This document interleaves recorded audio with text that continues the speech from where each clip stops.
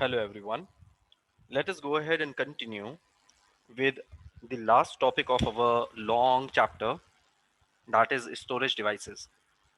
Now, what are storage devices? Storage devices store information until it is deleted or overwritten by the user. So I want a device where I can permanently store my data. What is the temporary storage space that we have studied before in the same chapter? That is our RAM.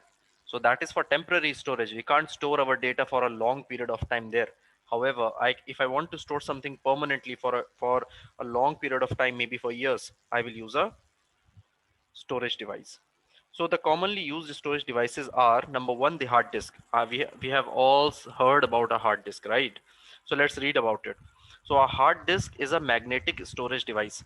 So what is the basis on which it works? It works on magnetism, used to store and retrieve data. What is retrieve data? Retrieve data is to read data from the device.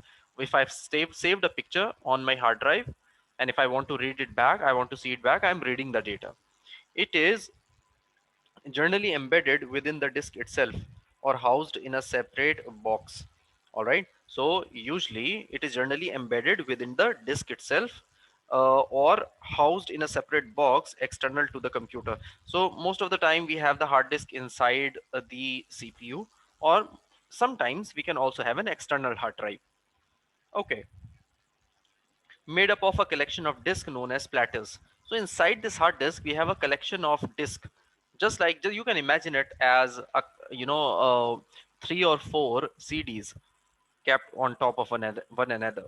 However, they are not touching each other. They are there. These disks are called platters, stacked on top of each other. Each platter consists of two read and write heads. So each disk will have two read and write heads on both the sides for reading the stored data. Okay, independently.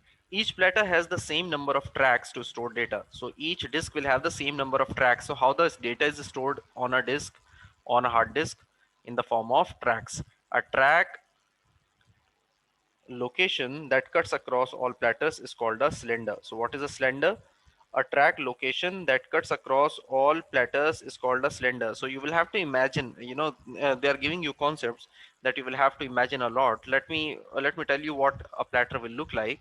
Let's say, for example, this is my disk number one. Then I have the disk number two at the, beneath disk one and disk three. So if I cut one particular track, it will start forming a cylinder. All right. So this is something, really deep that the author has gone into this book. However, what I want you to take away from this is the hard disk has platters. Platters store data with the help of with the help of magnetic storage, and we have different tracks on the platters, and at the same time we have two read and write heads on each side. All right. So hard disk is also known as Winchester disk.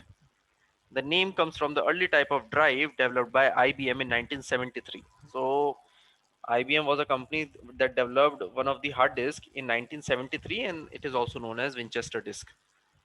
Let's read about CD-ROM. What is a ROM? Read-only memory. So something that I cannot change. So a CD-ROM stands for compact disk read-only memory. Read-only means you cannot change the pre-recorded information stored on a disk. So if I save something on a disk, I can't change it then. It is a type of optical disk capable of storing large amount of data, information, software, etc. Today, most of the software like audio, video, graphics, and multimedia presentation are found on CDs. So we have all seen CDs. We have played music on the CDs. Nowadays, we play music directly over the internet. However, if you go back like 5 years back, or let's say 10 years back, the entire digital time was taken up by the CDs and DVDs. We will read about DVDs later, but the most of the digital space was taken up by CDs and DVDs. Okay. So today, most of the software like audio, video, graphic, multimedia presentation are found on CDs. The data from a CD is accessed using a CD drive. So I need to have a CD drive or a CD player to read the CD.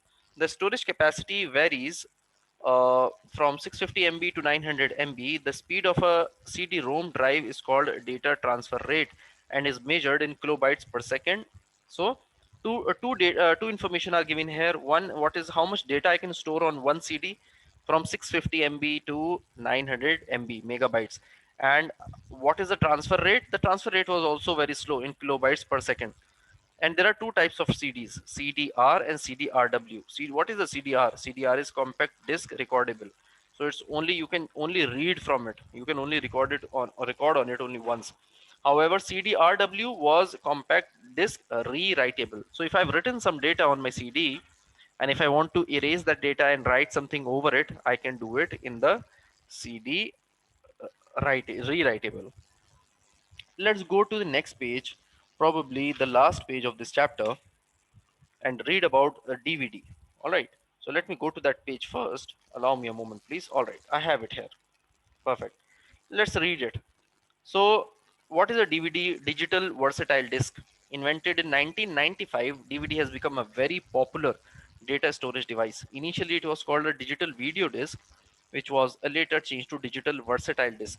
So, it was developed in 1995, and it was called a digital video disc before, and then it later changed on its name to digital versatile disc.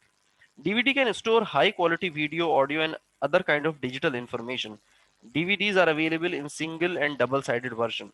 A DVD can store 6 times more data than a CD, so the data space is really large as compared to a CD. The data transmission rate of a DVD is much faster than that of a CD, that is 15 times faster. A DVD can hold 4.7 gigabytes to 17 gigabytes of data. So it was almost equivalent to 8 GB pen drive that we have nowadays. Like a CD-ROM, a DVD is also available in many versions like DVD-R, RW, R, and RW. So different kinds of DVDs were available. All right, let's read about Blu-ray. Now I believe at least we have seen a Blu-ray disc. Uh, when DVDs were coming up, then the high quality, very high quality disc came into picture, which was called Blu-ray. So still the resolution that if you want to watch a movie online, you have different resolution, right? Usually we prefer to watch at 480 pixel on YouTube. If you go, that gives you a quite a decent quality, not very bad.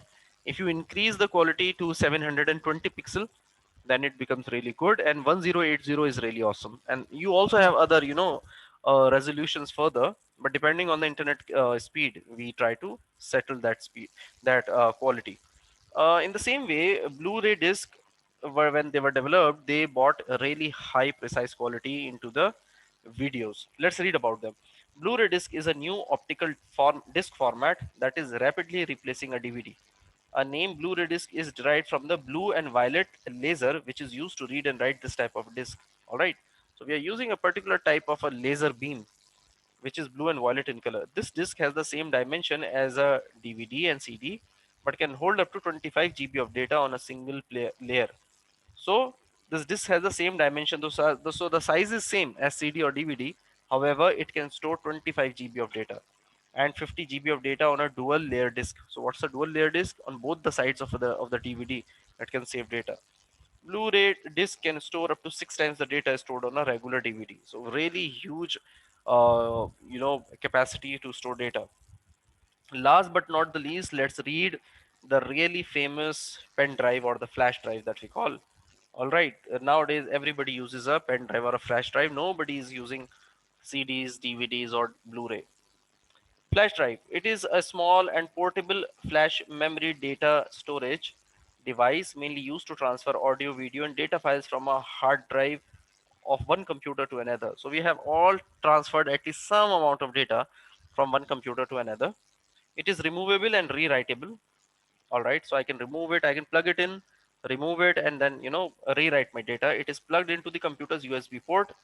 It consists of a small PCB printed circuit board which contain the circuit elements and a USB connector that is electrically insulated and protected inside a plastic, metal, and rubberized case. So inside the case you have the circuit of the UCB. And flash drive is also called a pen drive or a thumb drive and is available with a storage capacity up to 1 terabyte.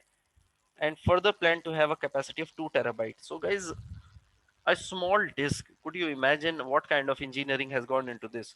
Such a small thing can store so large data. All right.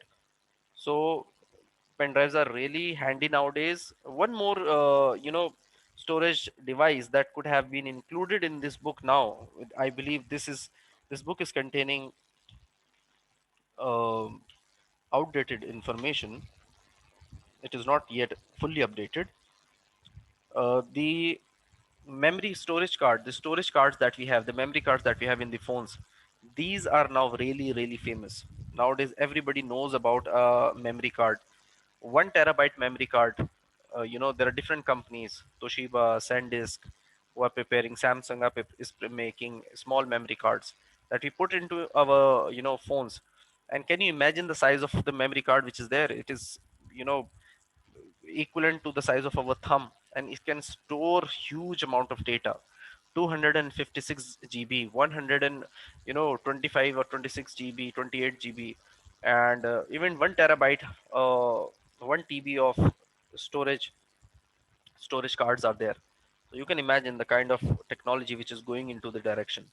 All right, guys. So in the next video, we will be discussing about the questions and answers. Probably, I hope you have enjoyed this chapter, and looking forward for the question answers and exercises. And then we'll see the next chapter. Thank you.